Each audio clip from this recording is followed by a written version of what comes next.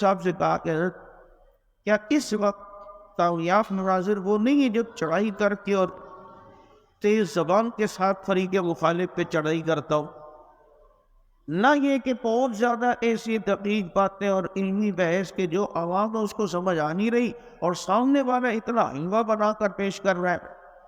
کہتے ہیں ہاں آج کل کے دور میں تو ایسے ہی چلنا چاہیے کہ عوام کو سمجھانا مقصود ہے. تو ہم وہاں پر جو ہے ایسی باتیں کر رہے ہو جو ان کو سمجھ نہ آ رہی اور وہ اگلا ایسا شوشہ چھوڑتا ہے کہ مجمع جو ہے نا وہ عوام اس کے ذہن میں وسوسہ آتا ہے. تو دعوے کے مطابق دلیل نہیں ہے. جیسے ان کی کتاب ہے نا برنگیوں کی مقیاس حنفیت، اس کے صفحہ 282 میں کہ زوجین کے جفت ہوتے ہوئے بھی نبی حاضر ناظر ہوتے ہیں میاں بیوی کے وقت. تو ہمارے ایک دوست نے اسے بتایا قریبی عالم کو، یہ دیکھو تمہاری کتاب میں یہ، اب بتاؤ اس موقع پر تو فرشتے بھی نہیں ہوتے، کرامن کاتبین وہ بھی حیا کہ ہمارے چلے جاتے ہیں، اور تمہارا عمر چروی کہہ رہا ہے کہ نبی وہاں ہوتے ہیں. اس نے کہا کہ نبی ہوتے ہیں لیکن اس وقت آنکھیں بند کر دیتے ہیں. یہ بات اس نے کی. اب دیکھو اس عبارت کو پکڑیں گے کیسے؟ یہ ہے مناظرہ بال کی کھال. اسی لیے دعویٰ سمجھ کے سوچ سمجھ کے کرنا ہے کہ وہ پھر دعوے کے اندر جو الفاظ ہیں اسی سے بعض دفعہ بہت سی باتیں نکلتی ہیں. اب اس نے یہ کہا ہوتے ہیں لیکن آنکھوں کو بند کرتے ہیں. اس نے کہا نہیں، آپ کی یاد عبارت ہے کہ جو زوجین کے جفت ہوتے ہوئے بھی نبی حاضر اور ناظر ہوتے ہیں. ناظر بھی لکھا ہوا، ناظر بھی لکھا ہوا ہے. اب بتاؤ، دیکھو یہ الفاظ سے سامنے والے کی پکڑ ہو گئی. اسی طریقے سے ہم نے سب سے پہلے تو یہ دیکھنا ہے ہمارا دعویٰ کیا ہے اور اس کا دعویٰ کیا ہے، اور ساتھ میں اپنے اسلاف سے کمی بدگمانیت نہیں ہونا. اور تیسری بات یہ یاد رکھیں کہ فریق مخالف جو بھی ہو، یہ دیکھیں کہ اس کے خارج میں جو اس کی زندگی ہے، جو اس کا عقیدہ ہے وہ کیسا ہے، پھر اس کے مطابق اس کے اوپر فتویٰ لگے گا. اب ساری زندگی ہم نے توحید بیان کی اور ہماری کسی بات سے آپ کو کوئی ایسی چیز نظر آ گئی جو بظاہر ہمارے عقیدے سے ٹکراتی ہے لیکن اس میں کوئی دوسرا پہلو بھی نکلتا ہے، تو ہم وہ پہلو لیں گے کہ جو میرے عقیدے اور میری ساری زندگی کی محنت کے مطابق ہو.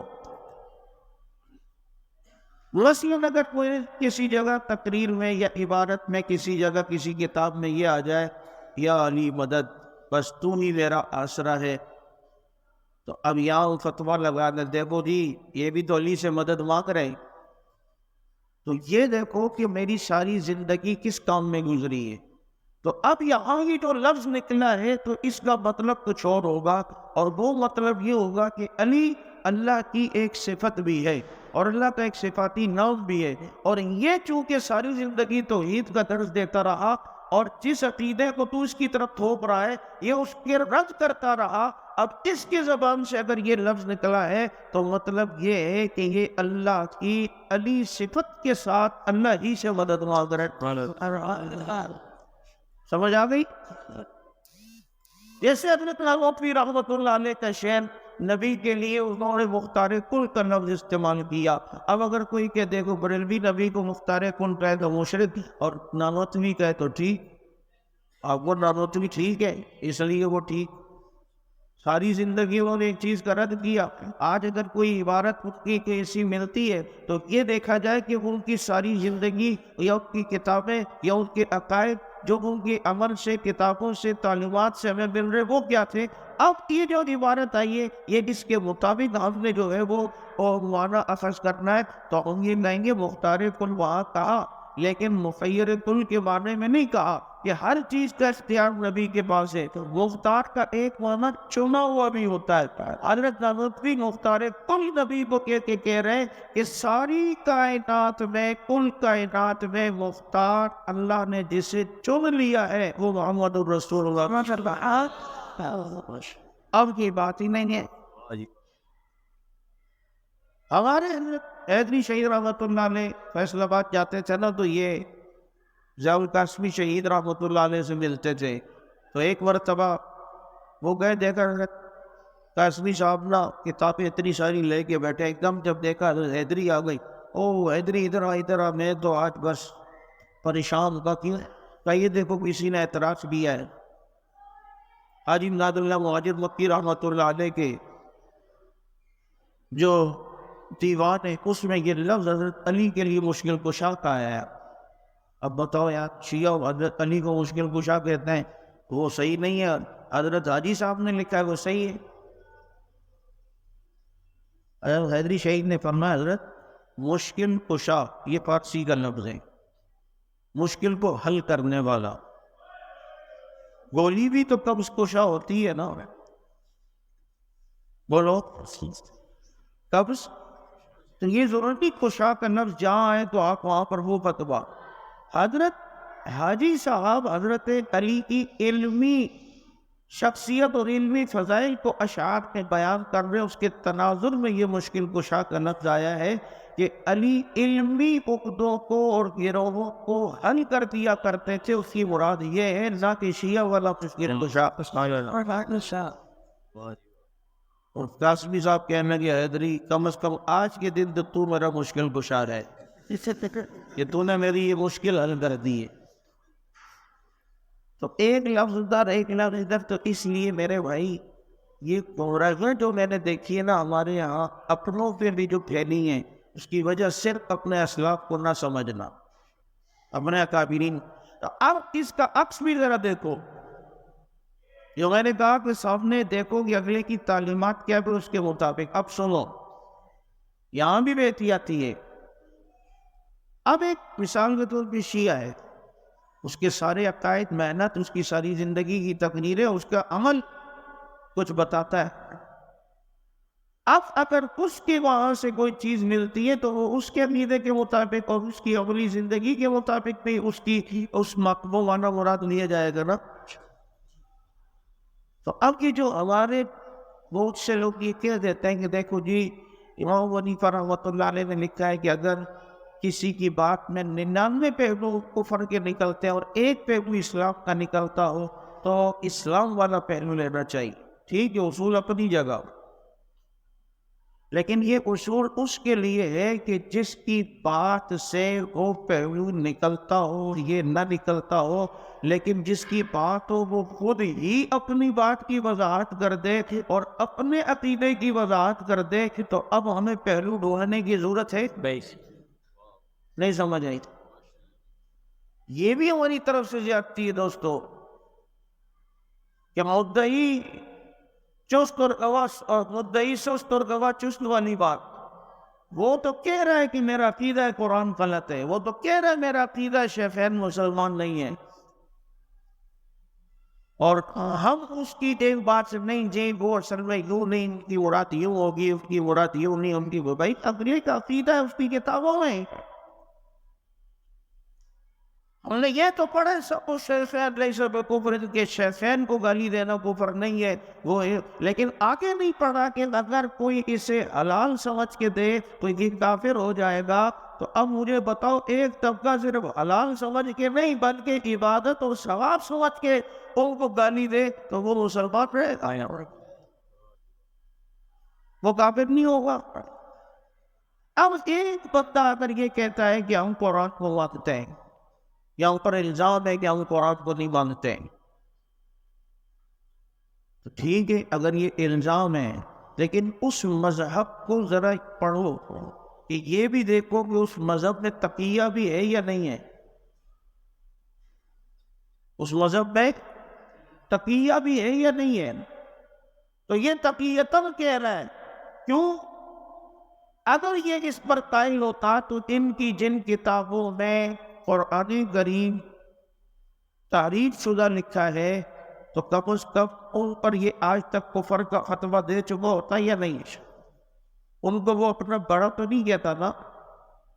اس لیے اگر کوئی یہ کہے کہ میں اس قرآن کریم کو اسی طرح مانتا ہوں جیسے دیوبندی مانتے ہیں، اور اس قرآن کریم کو ایسے ہی مانتا ہوں جیسے وہ مسلمان 1400 سال سے مانتے ہوئے آئے، تو آپ پریشان نہیں ہونا. آپ کہنا ٹھیک ہے بڑی اچھی بات ہے یار، ہم ضروری تھوڑی کہ ہم زبردستی کسی کو کافر کہیں، لیکن آپ موصوف حضرت جی یہ بتائیں کہ جن لوگوں نے لکھا ہے کہ یہ قرآن غلط ہے اور یہ قرآن ٹھیک نہیں ہے، آپ ان پر فتویٰ لگاتے ہو یا نہیں؟ کو فرق آپ ان سے بیزاری کا اظہار کرتے ہو یا نہیں؟ ایک شخص یہ کہے کہ میں نبی کی ختم نبوت کو ایسے ہی مانتا ہوں جیسے کہ دیوبندی مانتے ہیں، لیکن میں مرزا قادیانی کو کافر نہیں کہتا، اور مرزا غلام احمد قادیانی کی کتابوں کو اسلام کی خدمت سمجھتا ہوں، دین کی خدمت سمجھتا ہوں۔ کیا فرماتے علماء کرام و مفتیان نظام اس مسئلے میں کہ اس شخص کے بارے میں کیا فتویٰ ہوگا؟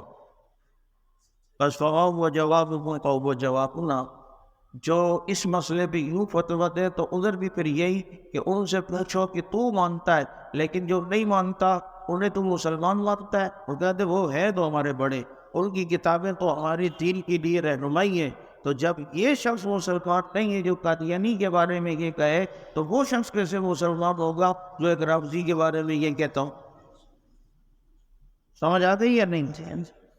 تو تقیہ بھی تو اس مذہب کا حصہ ہے، تو وہ جھوٹ بول رہا ہے، وہ دھوکہ دے رہا ہے، یہ میسوی ہے نا ان کا۔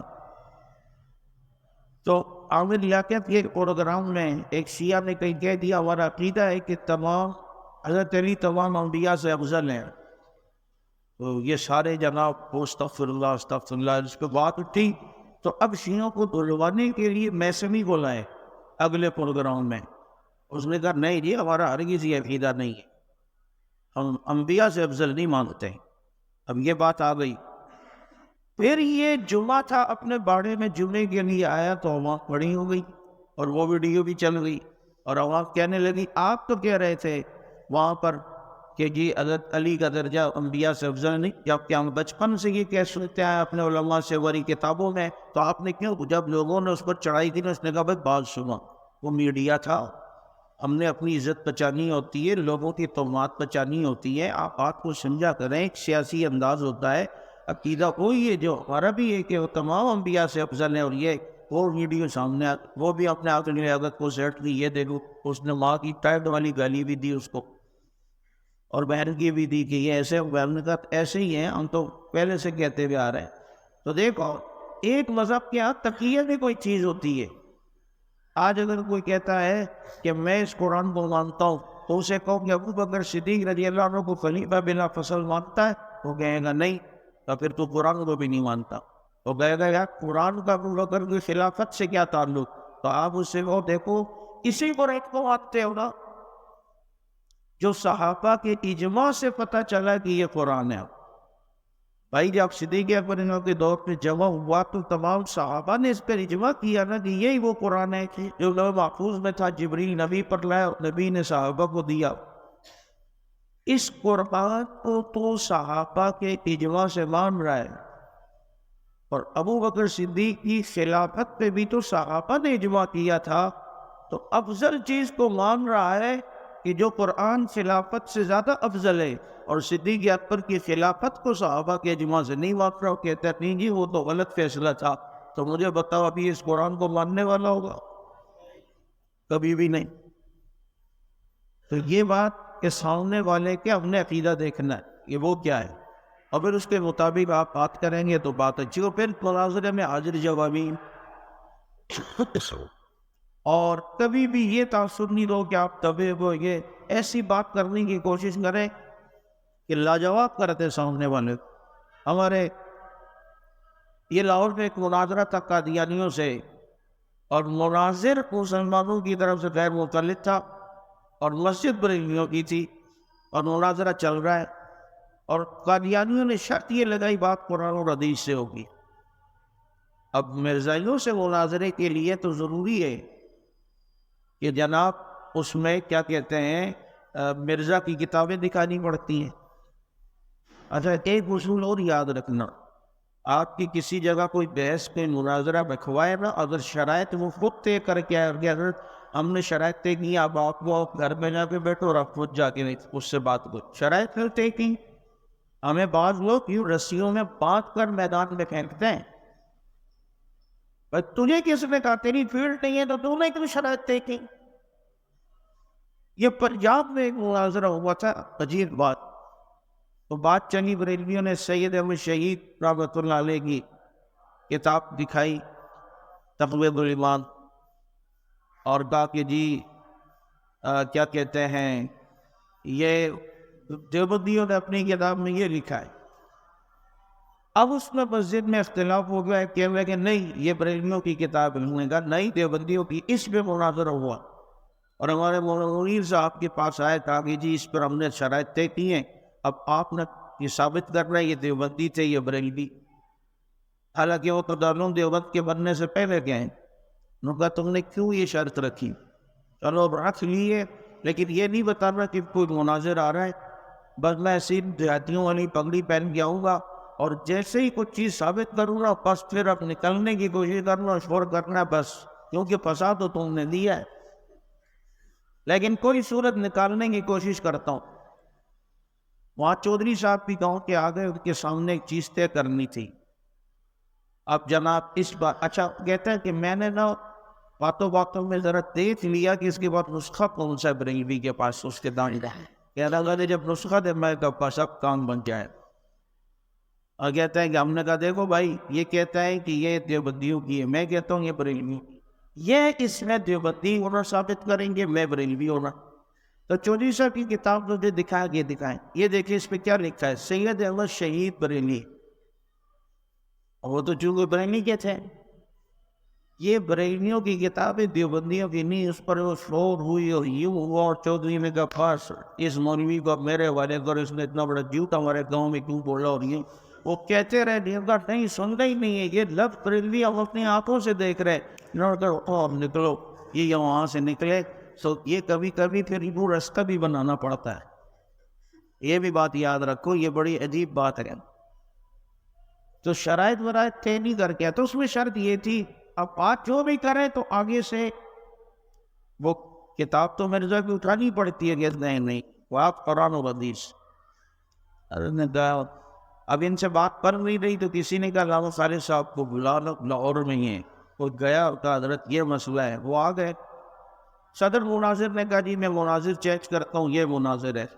اب انہوں نے دیکھ لیا علامہ صاحب آ گئے، یہ شرط بڑی مضبوط ہے. مرزائی ذرا اطمینان میں تھے. کہا شرط پتہ ہے؟ کہا ہاں پتہ ہے، بات قرآن و حدیث سے ہوگی.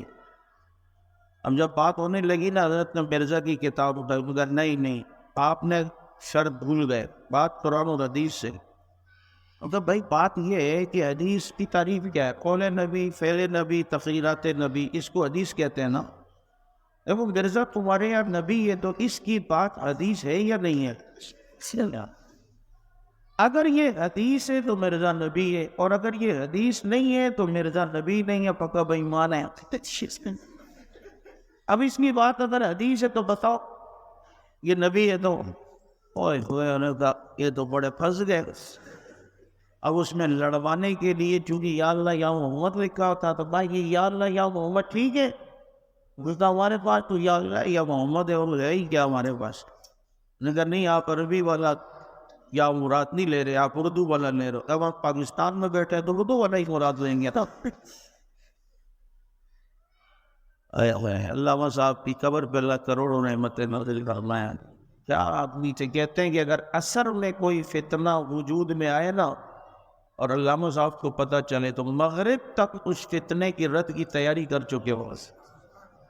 ایسے عجیب بات. یہ بڑے فتنوں کا دور ہے، اس لیے بہت زیادہ احتیاط کی ضرورت ہے. جگہ جگہ فتنے، ایک کوئی تسبیح کے دانے ٹوٹ چکے ہیں اور ایک کے بعد دوسرا دانہ گر رہا ہے. حیرانگی کی بات ہے، لوگ دہریے بن رہے ہیں، کیا اونیسٹ بن رہے ہیں، الہات کی طرف لوگ آ رہے ہیں، احمدیت قبول کر رہے ہیں. یہ کتنے سارے مسائل اور کتنے سارے فتنے ہیں. تو ان کا مقابلہ آپ حضرات نے کرنا ہے اللہ سے مانگتے ہوئے، اللہ کی مدد کے ساتھ. کیونکہ ہمارے حضرات کے اس فیلڈ میں تھے نا، وہ ساتھ ساتھ میں تصوف میں بھی تھے، تاکہ اللہ تعالیٰ کی مدد بھی رہے اور نورانیت اور روحانیت بھی رہے.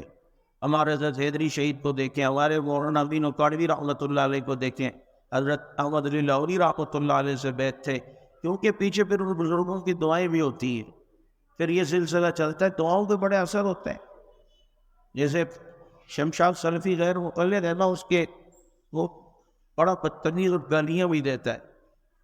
اور مولانا محمود مینگل صاحب کا مناظرہ تھا تو کہتا ہے میں نے حضرت شاہ مرزا شہید رحمۃ اللہ علیہ کو کہا حضرت فلاں دن مناظرہ، اور سنا یہ دم بھی کرتا ہے ذہن پر اور گالیاں بھی دیتا ہے.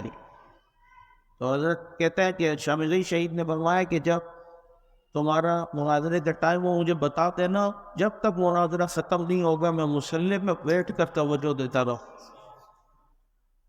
میرے صاحب کہتے ہیں میں بس بات توجہ آپ تو گالیوں میں تو میں اس کا باپ گالیاں میں تو یہ میرا مقابلہ نہیں کر سکتا، کیونکہ وہ اس کا تو عادت ہے.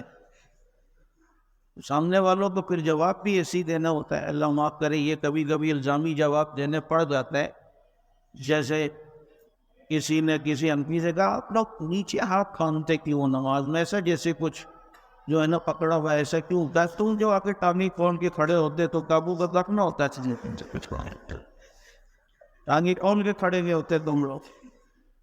شامی والوں کو جیسے یہ شمشاد سلفی ہمارے حضرت گاڑوی رحمۃ اللہ علیہ بات کر رہے تھے کہ بھائی دیکھو خوارزمی سے وہ بھی جو ہے حنفی تھے، بعد میں یہ فاتحین آئے وہ بھی حنفی تھے، محمود غزنوی بھی حنفی تھے، یہ بھی. تو اس نے کہا ہاں یہ طوائفیں بھی حنفی ہیں. حضرت گاڑوی کہا مجھے تو اس کے بارے میں نہیں پتا، لیکن جا کے معلومات کرتے ہیں ایک کی ہو کے رہتی ہے تو حنفی، اور کئی کو وقت دیتی ہے ٹائم تو پھر پکی غیر مقلد، کیونکہ وہ غیر مقلد بھی کبھی سے امام کا کبھی سے امام کا کبھی سے امام کا سہارا لیتے ہیں. اس نے کہا کہ تمہارے اماموں کی مثال تو گائے کے 4 تھن ہیں، ایک پہ شافی نے منہ لگا لیا، ایک پہ حنفی نے، ایک میں مالکی نے، ایک میں حنبلی نے. تو گاڑوی نے فرمایا بھائی درود خواب میں دیکھنا علم کی نشانی ہوتی ہے. جانور کی 4 ہی تھن تھے، چاروں ائمہ نے ایک ایک تھن پہ منہ لگا لیا، اب ایک ہی بچہ اس پہ تم منہ لگاؤ گے، تمہارے لیے کچھ اور ہے ہی نہیں. تو یہ اچھا یہ یاد ہے کیوں مناظرے کے دوران صوفی نہیں بنوا. قطع حضرت آپ یوں نہ کریں نا حضرت، دیکھیں حضرت آپ وہ حضرت اگر اس کو سمجھ رہے تو مناظرے کے لیے کیوں آئے ہوئے؟ اگر وہ تمہارا حضرت ہے تو اس کو تو ایسا کر کے دکھاؤ کہ پتہ چلے اس کی نانی بھی یاد رکھے، اس کی نسلیں بھی یاد رکھیں. تو وہاں پھر یہ صوفیت نہیں چلتی. مقابلہ ہے تو پھر ادھر کا مقابلہ ہے. بات سمجھ آ رہی ہے؟ عام حالات میں آپ علیہ سنتی، لیکن جب رشوت سے مقابلہ ہو تو پھر تو تلوار بننی پڑتی ہے. پھر وہاں پر اگر کوئی کمزور سی بات بھی ہے تو کہیں گے نہیں آپ حضرت بھی کہہ رہا تھا، ان کا احترام بھی تھا، اس کا مطلب ہے کہ کچھ وہ بھی صحیح ہے تبھی تو وہ ان کی حضرت بھی بنے میں. آپ نے یہاں اسلام کی حالیات کی حقانیت رکھنی ہے. تو وہاں پھر صوفیت نہیں، سامنے کا جیسا جواب ہو ویسا تھپڑ بھی لگنا چاہیے تاکہ اسے پتہ چلے کہ بات کس سے ہو رہی ہے، مقابلہ کس سے ہو رہا ہے. اللہ تعالیٰ ہمیں سمجھ عمل کی توفیق عطا فرمائے. ذہن میں تو اور بھی بہت ساری باتیں تھیں، کیونکہ وقت بھی کم ہے میرے خیال میں، اور مولانا عاطف صاحب بار بار گھڑی کو بھی دیکھ رہے ہیں شاید، تو میں ان کو دیکھ تو نہیں رہا ہوں لیکن اندازہ یہی ہوگا. نہیں اچھا ٹھیک ہے، وہ یا گھڑی دکھا رہے ہیں آپ ہونے کے گولڈن اچھی والی ہے، ٹھیک ہے وہ بھی اچھی والی ہے. تو بات سمجھ آ گئی. یہ چند اصول سے جو باقی پڑھانا چڑھانا یہ کتابیں تو آپ حضرات خارجی مطالعہ کریں گے، لیکن جو آپ کی جو تعلیم چل رہی ہے اس میں جو بنیادی علوم ہے اس پر خصوصی توجہ، اور پھر ساتھ ساتھ میں اس کا ذوق بھی ہو، اور پھر اس کے بعد آپ کو جو ہے یہ چیزیں بہت فائدہ دیں گی. کبھی بھی اگر کوئی بات ایسی سامنے آئے اسلاف کے متعلق کبھی بدگمان نہیں ہونا، اور اس کی کسی سے پوچھ لینا تو اس سے تشفی ہو جائے گی، اور آپ کو جو ہے وہ کیا کہتے ہیں کہ تسلی ہو جائے گی. کبھی بھی اپنے اکابرین اسلاف سے بدگمان ہونے کی کوشش نہیں کیجیے گا. ہمارے اسلاف سچے ہیں، اکابرین سچے ہیں، ہماری تحقیق غلط ہو سکتی ہے. یہ بنیادی اصول ہے جس کو ہم نے سامنے رکھا. اور دوسرا میں نے کہا کہ یہ سامنے دیکھنا اپنا عقیدہ کیا ہے، سامنے والے کا کیا ہے، اور جب ہم سامنے والے کے عقائد کو جانتے ہیں تو اس کی بات کو اس کے عقیدے کے تناظر میں ہم لیں گے، اور اس کے عقیدے کے تناظر میں ہم اس کی طرف تھوپیں گے. اگر ایسی بات نہیں ہے تو پھر کسی کی طرف چاہے وہ کوئی بھی ہو بلا یجرمنکم شنآن قوم علی اللہ تعدلوا، کسی قوم کی دشمنی تمہیں اعتدال سے نہ ہٹنے دے، غلط باتیں منسوخ نہ ہو تاکہ بعد میں ثابت کرنی پڑ جائے تو پھر مصیبت نہ بنے۔ یہ چند باتیں تھی جو میں نے آپ حضرات کے سامنے کی ہیں۔ اللہ تعالیٰ ہمیں سمجھ عمل کی توفیق عطا فرمائے۔ وآخر دعوانا ان الحمدللہ رب العالمین۔ شیخ صاحب دعا فرمائیں تھوڑی سی۔ سبحانك اللهم وبحمدك نشهد ان لا اله الا الله ونستغفرك ونتوب اليك اللهم صل على محمد وعلى اله واصحابه وبارك وسلم ربنا آتنا في الدنيا حسنة وفي الآخرة حسنة وقنا عذاب النار اللهم حبب إلينا الإيمان وزينه في قلوبنا وكره إلينا الكفر والفسوق والعصيان واجعلنا من الراشدين صلى الله تعالى على خير خلقه محمد وعلى آله وأصحابه أجمعين